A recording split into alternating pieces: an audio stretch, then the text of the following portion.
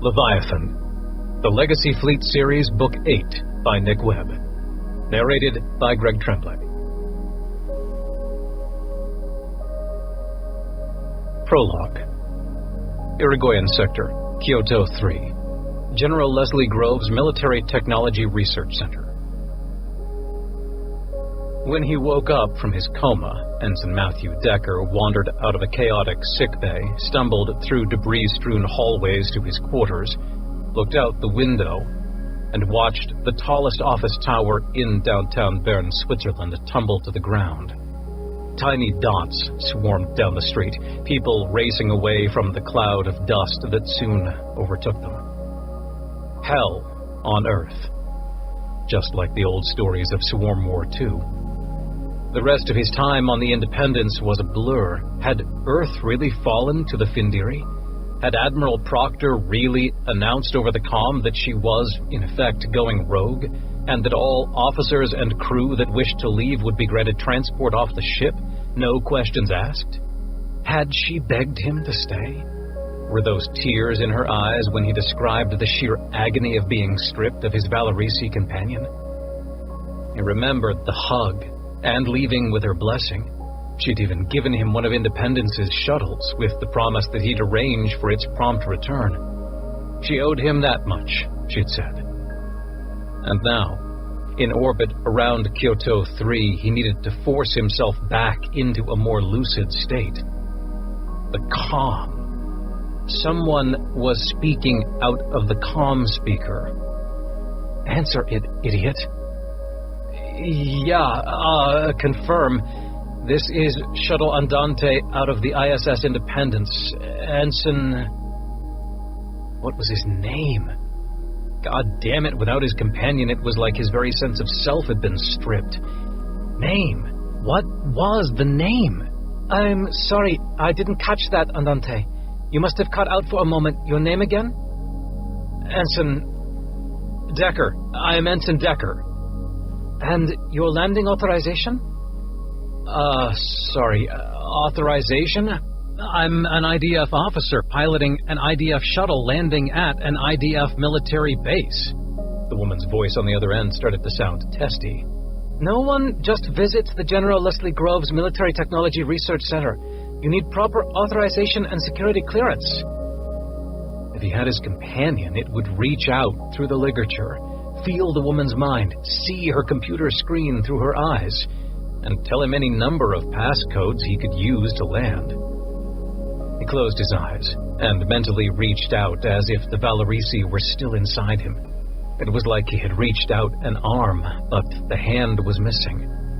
And yet the phantom hand was still there, grasping at a cloud. Ensign Decker? He opened his eyes. Nothing. All he had to go on was the truth. I'm here because I'm escaping the Independence. It's gone rogue and doesn't answer to IDF anymore. I'm returning IDF property, this shuttle, and also... Until a few days ago, I was united with a Valerisi companion. Its removal from me has caused, some problems. I'd like to see what your researchers can do for me. Hell, maybe they can study me. It was his only shot. He knew this was the research facility where IDF scientists were studying the Valerisi, and, crucially, where nearly all the Valerisi were being kept. In a repurposed swimming pool. A long, long silence on the other end. The thin blue strip of Kyoto 3's atmosphere hugging the planet's horizon made him wistful. His companion had been like that, almost insignificant thin blue strip, without which the planet would die, and so too would he. Without his companion's presence, he couldn't live like this. Ensign Decker, you're cleared to land at the spaceport, Pad B. Groves, research out. Thank you. Decker out. His mind sunk back down into a fugue, autopilot state. His basic flight training allowed him to pilot the shuttle down to the spaceport without incident, and he was vaguely aware of the security personnel escorting him from the landing pad to some room inside the spaceport building. But what struck him was the rush of feeling. They were here. He could feel it. Even being disconnected, severed, wrenched, ripped from the ligature, he could still feel them. It was like he was in an empty room with a closed door, and behind that door, in the next room, he could feel a massive crowd of silent people. They didn't speak, but he could feel their movements and shuffling, and the sound of their clothing ruffling past each other. Over the next few days, they poked, prodded, and jabbed him. Scan after scan, measurement after measurement, more debriefs and counseling sessions than he could keep track of.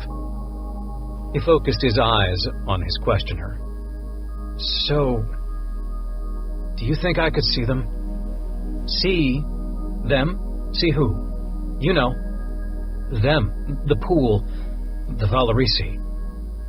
The man shook his head. Quinn. Dr. Quinn was his name. Absolutely not. You don't have the right clearances, first of all, and second, we're under strict orders to not let anyone, meaning anyone, get near that pool. Orders from who? From the top? The very top, said Quinn. IDF High Command, most likely Oppenheimer himself. Ah, I see. He eyed the secured door at the other end of the room that Dr. Quinn always left through when their sessions ended. He'd swipe the card hanging from his lab jacket pocket, the door would slide open, and he'd disappear until the next session. They're through there, aren't they? Dr. Quinn turned to look in the direction Decker nodded. That doesn't concern you, Ensign. Just yes or no, Doc. No. The answer is no. And now let's finish up this session so we can both go get some lunch. 2 months of living with his companion had taught him more about humans than he'd learned in a lifetime of being one. The ability to feel their emotions and see behind the mask was gone, but spending all that time studying what people look like when they're lying had proven useful. Dr. Quinn's face was off when he said no. The tiniest squint, the barest change of red hue in the temples. The repeated no. If his companion were still there, it would say, "He's lying, Matthew." He could almost still hear it. He moved so suddenly that Dr. Quinn was completely unprepared. He tackled the man out of his chair, pinned him to the ground, and placed him in a chokehold. Quinn struggled, but in vain, and within a minute he stopped. Decker paused just 3 seconds to check the man's pulse and, assured he was fine, grabbed the key card and ran. Indeed, the pool was there, just down the hall, across from the locker room and ball courts. The entire recreational facility had been converted into a top-secret, high-security area so quickly that there were no other countermeasures beside that door. He stood over it, the tips of his boots hanging over the pool's edge. They were even louder in here. It was like he was now pressed up against that door in the empty room, listening through the wood, feeling the presence of the massive crowd of people on the other side. He crouched and dipped a finger in the water. Matthew, you've returned. You found me. It was his companion. He smiled, and his heart pounded in his chest like he was alive again. I'm here, he thought. Can you come back? No, Matthew. The words were like razors slicing into his hands. What? Why? Because they would only remove me again in short order, and then put you in a cell. But I need you. I haven't been able to function, to live without you. I nearly died. I know. So did I. It was traumatic for both of us. But there must be some way. Matthew, listen. These are small concerns, as great as they may feel to both of us. But there is something far more important we need to discuss. What? The swarm. It's back. I know. I heard rumors back on the Independence before I left. So, it's true? Yes. But this ship is different. The swarm that fell back into the Penumbra black hole with Granger, and the swarm that assaulted Earth recently and destroyed Britannia, they were regular swarm, the ones we, or rather our late ancestors, were familiar with. These are different swarm? Not different in quality or in malice or in ability, but different in time. Granger was mistaken. He didn't destroy every last swarm. We sense that these swarm have lived for billions upon perhaps trillions of years. They come from the end of our universe, the end of time. Time ends? In a sense, yes and no. Our universe is expanding, and the expansion is accelerating, and that acceleration itself is accelerating. And given enough time, the very fabric of space-time itself will vibrate with enough dark energy that new universes will spring from the old. Life from death, energy from entropy. It is the great cycle of the multiverse of existence and the sea of eternity from which it sprung. Then, what is this swarm ship doing here? It seeks to end our universe early.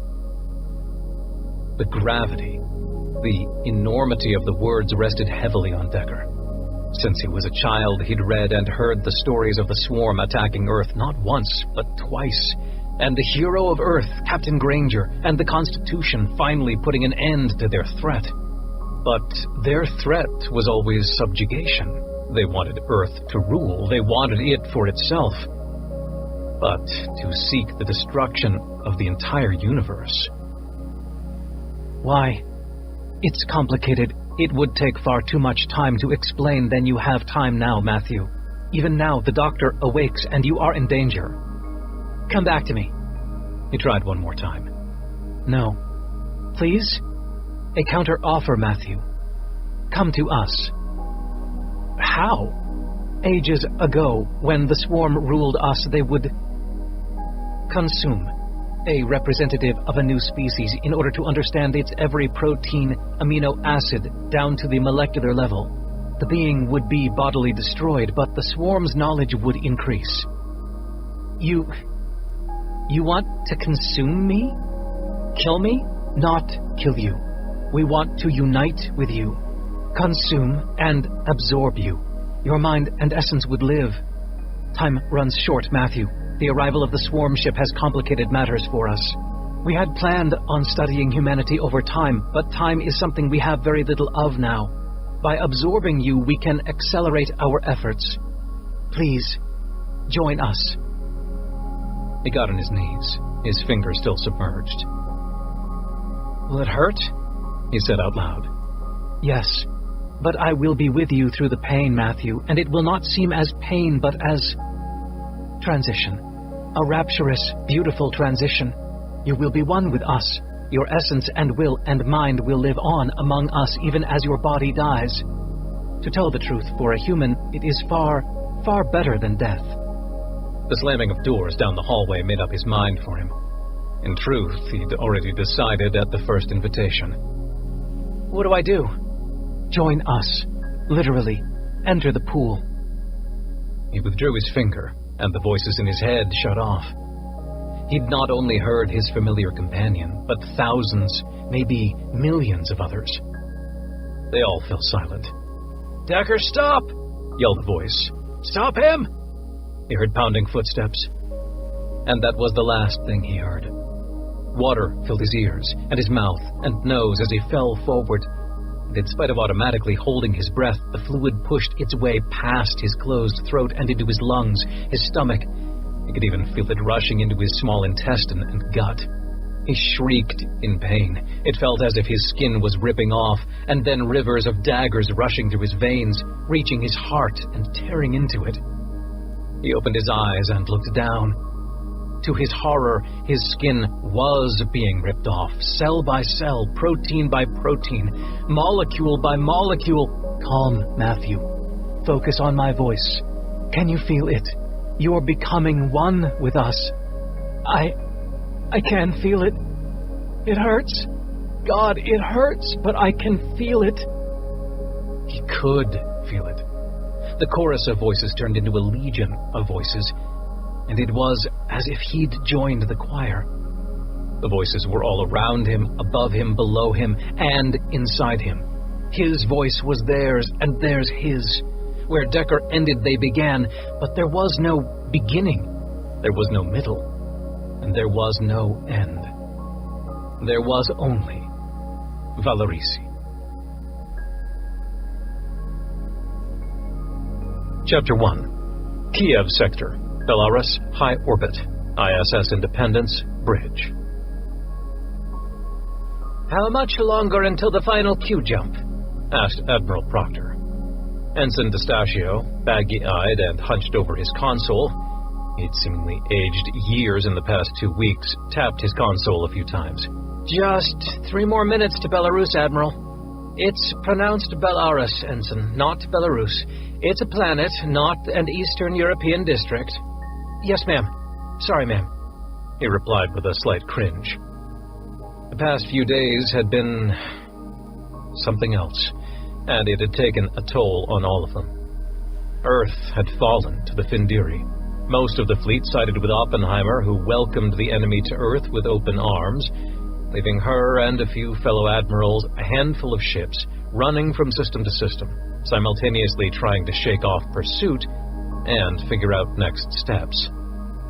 Next steps. That swarm ship, it appeared over a Britannian beach resort just seconds before Titan destroyed the planet. It got away. The Findiri were deadly, to be sure. They conquered Earth just days ago with only a few fired shots. The swarm? They nearly ended human civilization no fewer than 3 times now. The steps. Step number 1, find and destroy the swarm ship, either before it destroys any human worlds or before it can summon its friends, whichever comes sooner. Step number 2, liberate Earth from the Findiri and figure out a permanent solution to that problem. Either defeat them in battle or negotiate a peace that results in them leaving Earth. Step number 3, excise the rot that had taken hold at IDF and UE leadership. Were they even worth saving? Proctor shook her head. God only knew. Oppenheimer, that goddamn traitor. In her gut, she knew that step number 3 should be step number 1, that their enemies would never be defeated without a united front, which was why she'd been on her way to talk to the surprisingly not dead Galactic People's Congress's Speaker Curiel about the possibility of a new alliance, organization, or government. Only time would tell. But instead, they were interrupting that mission to rush off to investigate the sudden destruction of Belarus 3, a minor Russian Confederation world, though only loosely under its control. Initiating final Q-jump now, Admiral, said Ensign D'Eustachio. The familiar swirl in her gut subsided as the extreme quantum effect of the Q-jump passed, and when she looked up to the view screen, the placid star field had been replaced by hell. My God, she murmured. What looked like the wreckage of an entire fleet's worth of ships hung in orbit over the planet. Scan for signs of hostile targets, Commander Erda. Aye, aye, Admiral. The XO motioned to the tactical station to get to it. Moments later, nothing that our sensors can detect, Admiral. Scanning all bands. Nothing in neutrons or gravitational waves, and nothing in metaspace that we can detect. All EM sources consistent with, well, lots of wrecked ships. Identity of the ships. Can we zoom in on any of the nameplates? Yes, ma'am. Commander Erda pointed at one of his staff, who dutifully pecked away at his console. Before long, the view screen at the front of the bridge shifted and zoomed in. BDFS Hammer, Proctor said, squinting to make out the words behind the intense carbon scoring across the wrecked hull plate. The view screen shifted again to another piece of wreckage. BDFS Harold Litvinenko, she said. All the ships here look to be part of the Belarus defense fleet, mostly light cruisers and small corvettes, but the Hammer was their flagship, said Erda. Anything else? Scanning, ma'am, replied Erda. Yes, ma'am. Detecting other ship designs, definitely not Belarus designs or anything IDF. Alien? Possibly, ma'am. Several destroyed ships look like nothing in the registry. She pointed up at the screen. Show me. The camera zoomed in on what was left of a small vessel. Random plumes of gas erupted from fissures in the hull as interior compartments vented to space. and the debris slowly drifted away from it due to its slow, uncontrolled rotation. It had been sleek and deadly, dotted with instruments, guns, and cannons, everything protruding from the exterior, as if the ship were never designed to enter atmosphere. But now it was a wreck of twisted metal and coolant lines. Never seen anything like it. Not Dulmasi or Skiora, for that matter. She turned back to Urda. Life signs on any of the vessels? Still scanning, but nothing yet, ma'am. Let me know if you find something. She turned to the comms officer. Ensign Sampono, get me someone on the surface. The Prime Minister, preferably, or the military commander. I want to know what happened here. Yes, ma'am. I'll see what I can do, she said. A minute passed, and she shook her head, which continued shaking every 30 seconds or so until she turned back to Proctor. Ma'am, the city center of the capital looks bombed out. Orbital strike from the looks of it. I can't get anyone down there, and I'm not finding anything on emergency channels. Same with the BDF Fleet HQ. I mean, it was in the blast zone too, so... Damn it, said Proctor. So possibly no functioning government, no military chain of command. This was a shit show and a half, apparently. Can you hear anything on the general bands? Surely there are survivors. Yes, ma'am. I'm listening in on radio frequencies, and it's a mess. Power vacuum, casualties, fires, search and rescue operations. It sounds like a total breakdown of civil society right now. My God, breathed Proctor. I want to know immediately if another ship shows up, and if they do, go to highest alert level, Lieutenant. Aye, Admiral, said Urda. But at least we can breathe a little easier. This most likely wasn't a swarm strike. Appears that way, ma'am. There are plenty of planetary defense fleets and breakaway rogue groups that may have altered existing ship designs, ma'am. She nodded her agreement. In the power vacuum of recent days and months, it wouldn't surprise me that some of those groups are staking their claims. Surely there was a last man standing here. I want to find the surviving ship or ships. I've got a feeling this wasn't the swarm. Shelby. The voice of her companion blared in her head. It had been a few days since they'd talked. After the Battle of Penumbra, it had been completely silent for weeks, leading her to think it had somehow left her body, until it spoke up again recently. The arrival of the Findiri and the reappearance of the swarm had apparently spurred the being to let go of its mistrust of her, at least tentatively. Yes, something is off here. Off. What does that mean? I don't know. We are still in a process of relearning all our race used to know about humanity, but we still have much to learn. She stood up. I'll be in my ready room. The corridor outside the bridge was empty, except for the two Marines standing guard. When the door to her ready room closed behind her, she poured herself a cup of coffee. Tell me more. Do you think it was the swarm that attacked this world? No. Your instincts were correct. This was not the rogue swarm ship. This is civil war, I'd say. But something is off. More I cannot venture to guess. Very well. She supposed it needed more time to sort out whatever it was sensing from the survivors of the battle.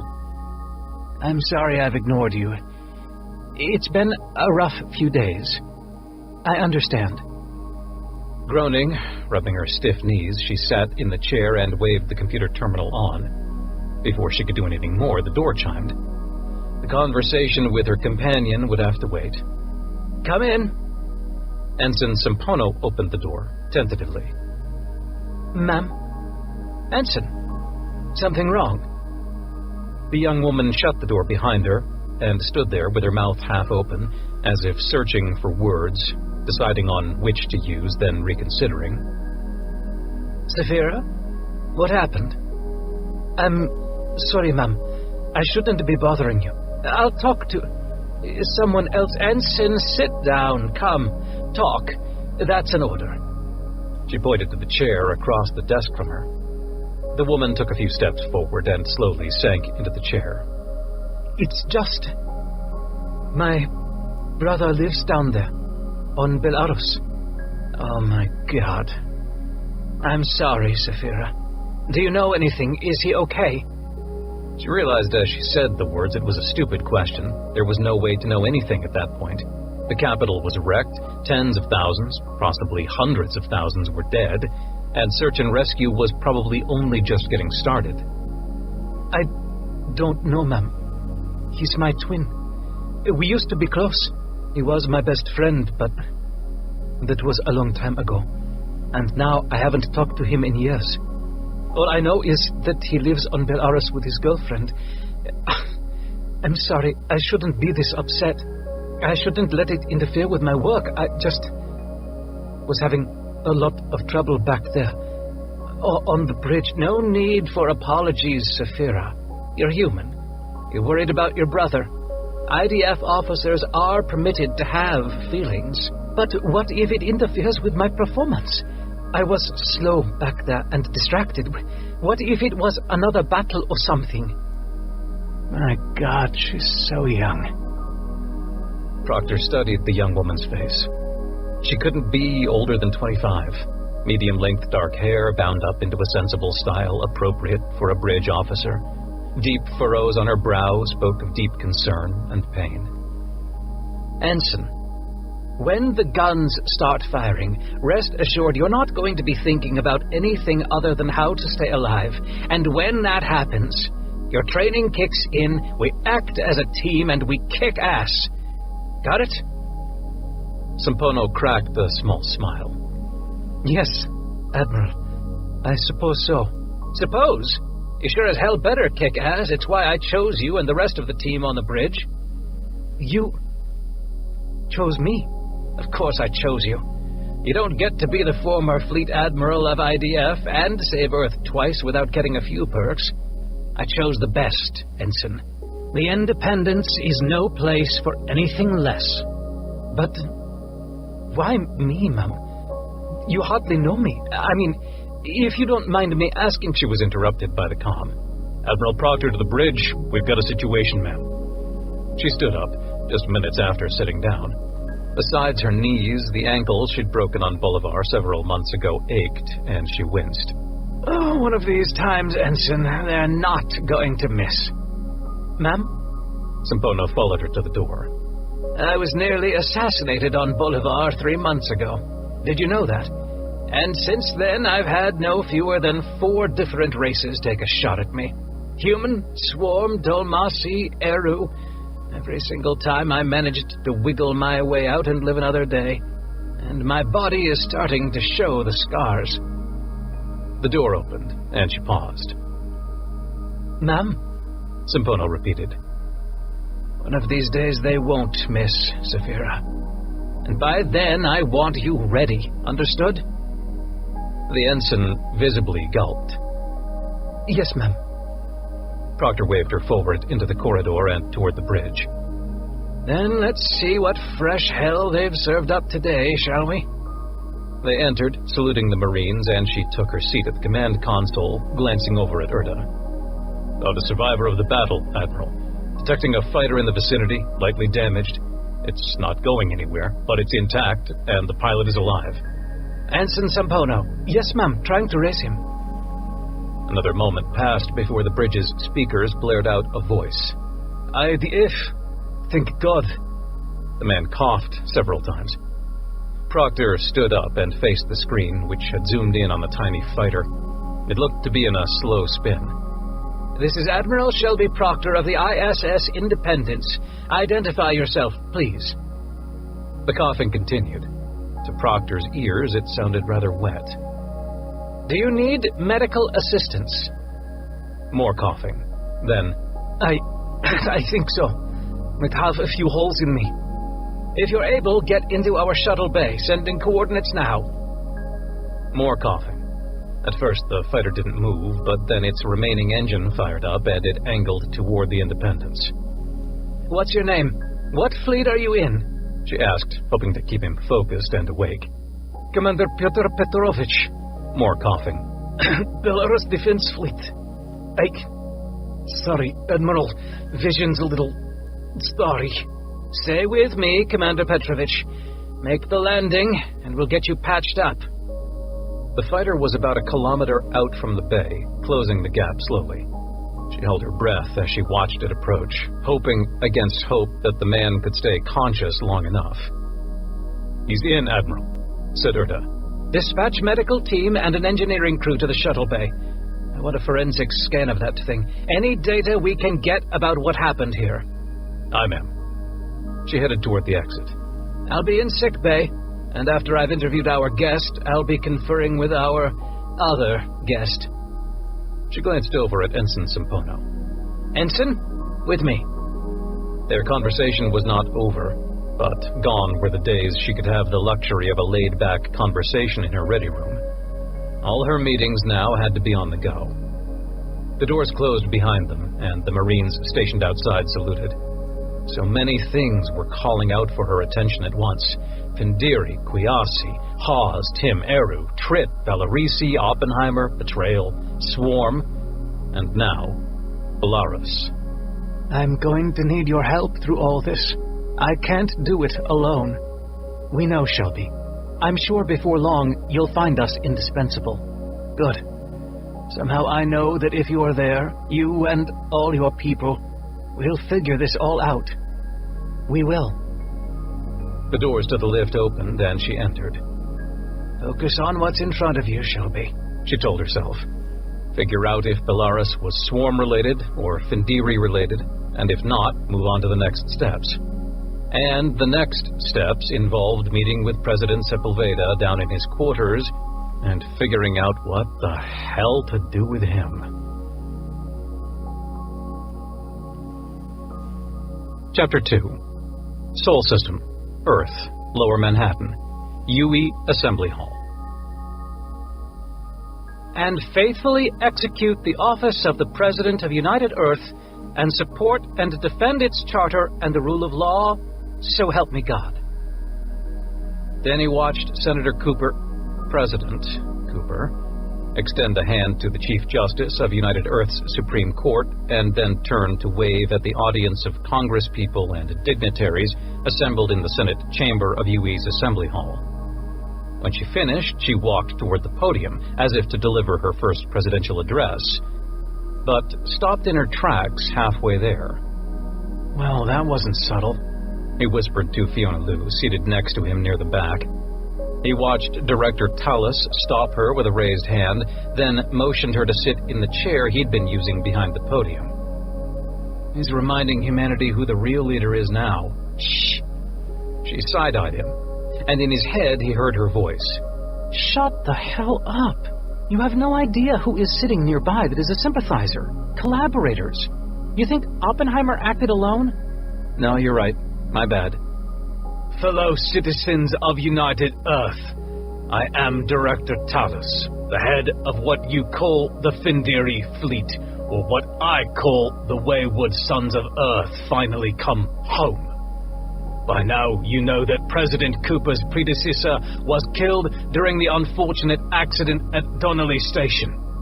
While we mourn President Sepulveda, we acknowledge the just laws of United Earth, which hold that after a general election is called and the incumbent dies, that his challenger automatically assume the post. Being a nation of laws, I endorse this transition and pledge my support to President Cooper." He turned to look at her and began to slowly clap. The rest of the hall followed suit, though without the cheers and whistles that would normally accompany such an occasion. "In her first act as president, she has asked me to head the combined armed forces of the Integrated Defense Fleet, the Findiri Fleet, and all planetary defense fleets of member worlds. Additionally, she calls upon the Russian Confederation and the Chinese Intersolar Democratic Republic to honor their historical commitment to United Earth and combine their forces with ours as we stand together against the coming threat."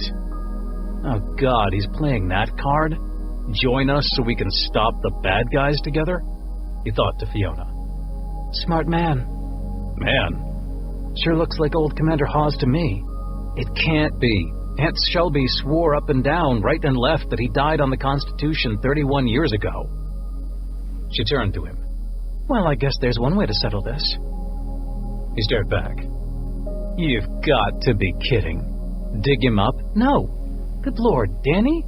Haven't you heard of subsurface scanners? Oh. But as Titan was about to collide with our beloved Britannia, we have evidence that a swarm ship managed to take advantage of the gigantic forces involved. Travel from their universe to ours at that precise moment, and Q jumped away with seconds to spare. That swarm ship is now loose within our space, threatening all of human civilization. But this time, my fellow citizens, you are not alone. My brethren, the Findiri, are here. And this time, together we will stop them before they can wreak so much destruction across our worlds. This time, the bumblings and errors of Tim Granger and Shelby Proctor won't cause the deaths of billions. This time, we will be victorious together! He shouted this last part, and instead of the mild clapping, an unnervingly large number of congresspeople, senators, and dignitaries stood and cheered. Well, at least this is helping us know who our enemies are. Fiona nodded, but stood to clap. They had to keep up appearances, of course. As President Cooper's now official head of security, Fiona Liu needed to make sure her loyalties were obvious and impeccable. They were with Cooper, of course, who had gamely agreed with President Sepulveda to play the part, to allow the Findiri to install her as their puppet and thus have insight into the inner workings of the upper Findiri echelon. Danny. He glanced left and right out of habit, but then recognized his aunt's mind speaking to his through the Valerisi ligature. At Shelby? What happened at Belarus? Was it the swarm? No, it was something else, and we're still trying to figure it out. Safe for now, though. And you too. The metaspace transmission of the inauguration hasn't come through yet. She was just sworn in, so mission accomplished, I guess. But Talus shoved her aside and is giving a speech of his own. Has Sepulveda made any headway? Very little. He's still very much underground. We can't have anyone know he's alive at the moment. We're still trying to figure out how to get him mobile and assembling an alliance without attracting attention. Well, let us know what we can do. Hey, hold on. He's saying something you might want to hear. Understandable that there is hesitation and confusion amongst your ships and crews. Who to trust, who to believe, which orders to follow. Many of you trust former Admiral Proctor and former Captain Granger and their associates, and would tend to follow their orders out of duty and loyalty. But we are a nation of laws, and your president, your commander-in-chief, and your fleet admiral Oppenheimer all hereby order you to seize your vessels if currently commanded by a captain who puts your ship at odds with the law, and return them to either Wellington Station in the Britannia system or here at Yarborough Station over Earth. He's calling on all officers to mutiny on their captains if they follow you, Aunt Shelby. Oh, goody. This should be fun. Wait, there's more. And if you face resistance or fear that your numbers on board your ship are too few to successfully carry this out, you are hereby ordered to take any means necessary to neutralize your rogue captain. To any who do, we offer immediate promotion, a one-time bonus of 10 times your current salary, and a permanent doubling of your salary. He's basically offering bounties on the heads of anyone who sides with you. Doubled salary, promotions, bonuses, that sort of thing. My God. We're in the middle of a galactic war of survival against a foe from outside our universe, and our enemy is talking salary bonuses? The administrative state never rests, I suppose. Danny chuckled in the face of his aunt's stoicism and dry wit. Aren't you worried? Of course I'm worried. This changes a few things, but not important things. I need to have a talk with my crew before this hits the metaspace airwaves. Say hi to Fiona for me, I've got to go. Roger that, Aunt Shelby. Let us know next steps. We'll keep our eyes on Talus and Oppenheimer as best we can. And the reward is tripled for the officer who turns over renegade Captain Tim Granger. Not only that, but the hero that turns him in will also find himself in possession of the grandest oceanside estate on New Dublin, owned free and clear with no taxes in perpetuity. And furthermore, whichever ship Granger is usurping will fall under the command of this hero, who will be promoted to captain from whatever rank they currently are. This applies to enlisted as well. Good day. My God, Aunt Shelby, he sounds like a used car dealer. How so? But wait, there's more. Act now and you qualify for 10 easy payments of $29.99, and we'll throw in a brand new coffee maker. What are you talking about? Talus. He just upped the ante on Granger, offering a whole bunch of incentives to anyone that turns him in, from an oceanside estate to being captain of their own ship. Open to enlisted, too. Imagine your galley chef taking over the Defiance. He could almost hear her sigh in his head. Luckily, Tim's light years from any IDF ship. I hope.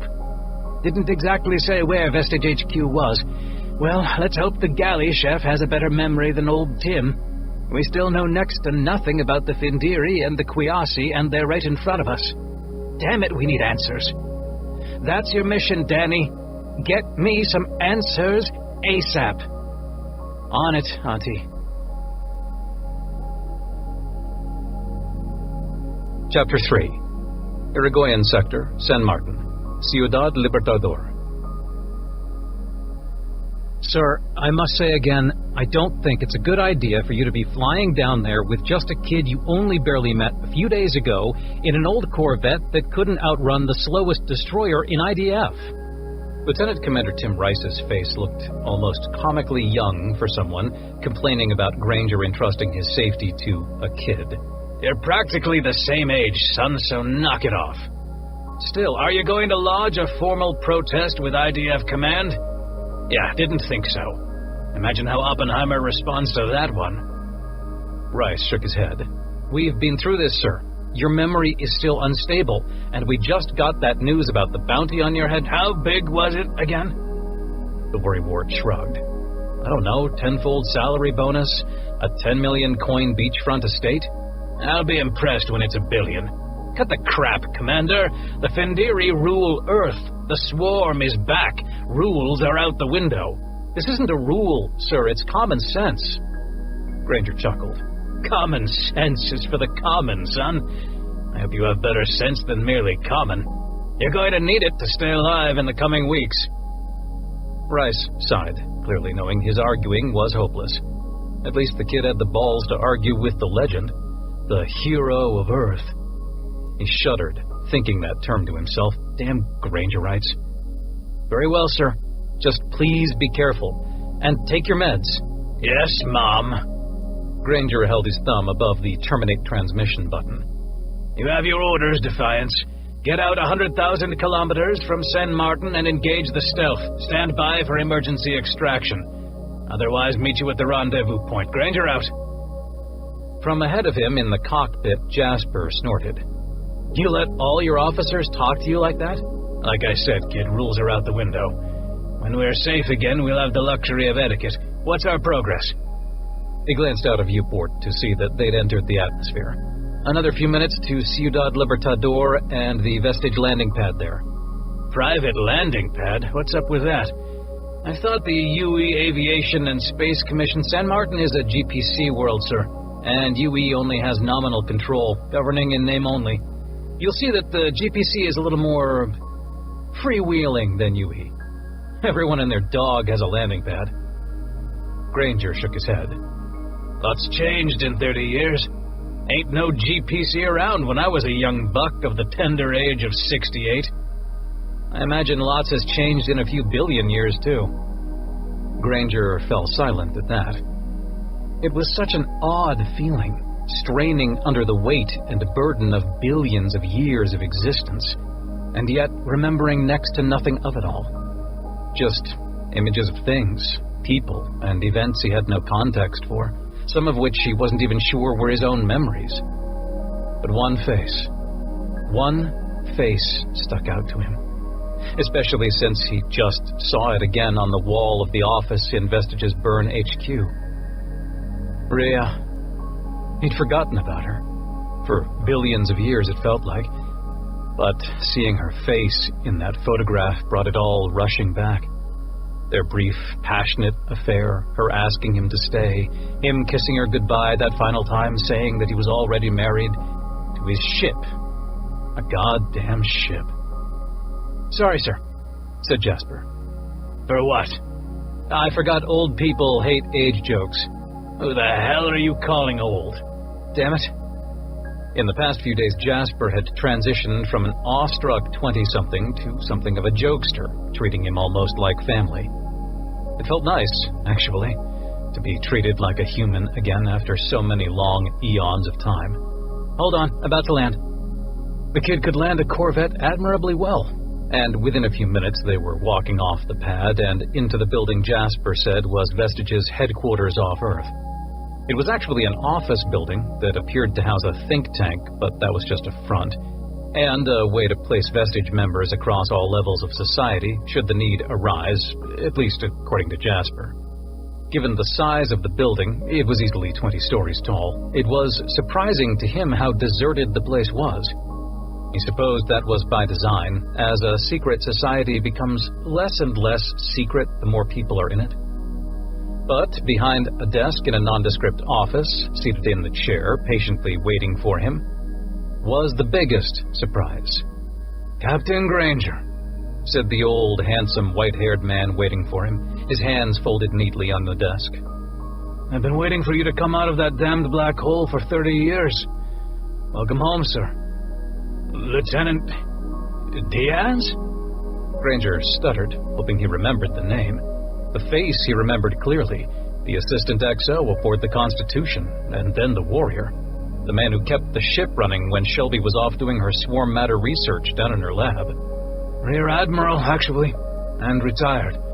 Once Shelby stepped down and Oppenheimer took over, well, let's just say me and that little asshole didn't see eye to eye, and my Montana cabin looked a lot more relaxing than getting an earful every other day from our favorite former comrade. "You look well," said Granger, extending a hand. Diaz shook it with both of his. "Glad to hear, considering I haven't slept a wink since Britannia." At the mention of Britannia, Granger winced, and Diaz could see. "I'm sorry. I know that's probably a sore subject for you." "It is for all of us." Diaz nodded and bowed his head. "Unthinkable. It's been 2 months, and I think I'm still in denial about it." He looked back up. "But what's done is done, and in the past. We've got bigger fish to fry, namely the Findiri, the Kwayasi, and the Swarm, and figuring out how to stop all of them before dinner." "The question is, are they even beatable?" said Granger. "Hard to say, but from everything I've read that you left us, you had a plan up your sleeve." "I left you? My God." He rubbed his brow. "Look, Diaz, this is all so..." He trailed off. Disorienting was what it was. "I know. It must be hard. I've been told most of your memory is gone. Perhaps we can help you." Jasper pulled a chair over to him, and he gratefully took it and sat. "Well, for starters, I don't even remember your first name." "Joaquin." "Joaquin," repeated Granger. "Lieutenant Joaquin Diaz.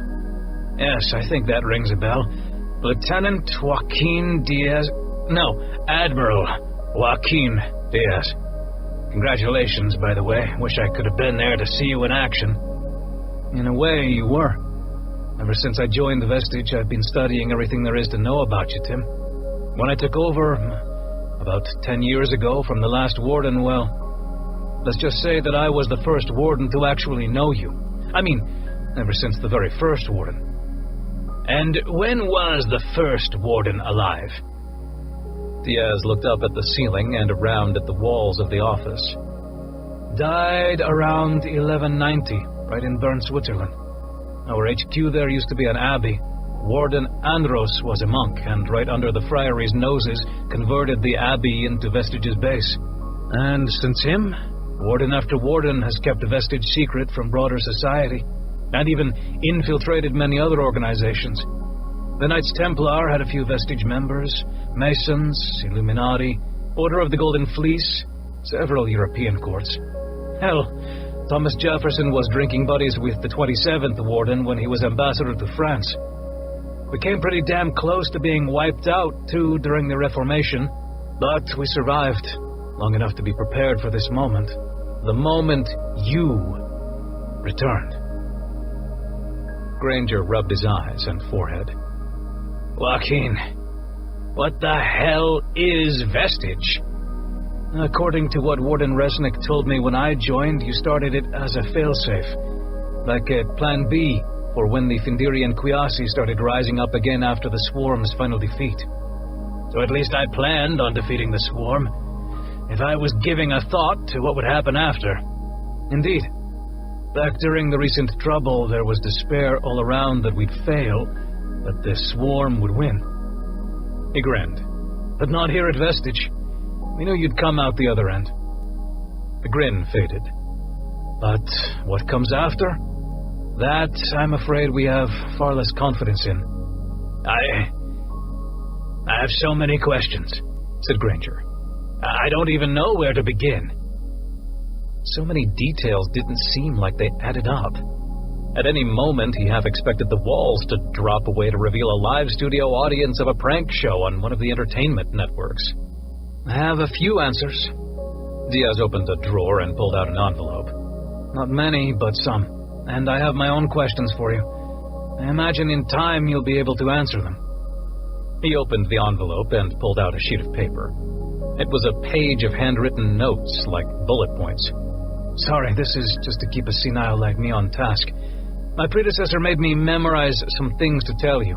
I wrote it down, just in case. In case of what? My death? We didn't know which worlds the Swarm would strike.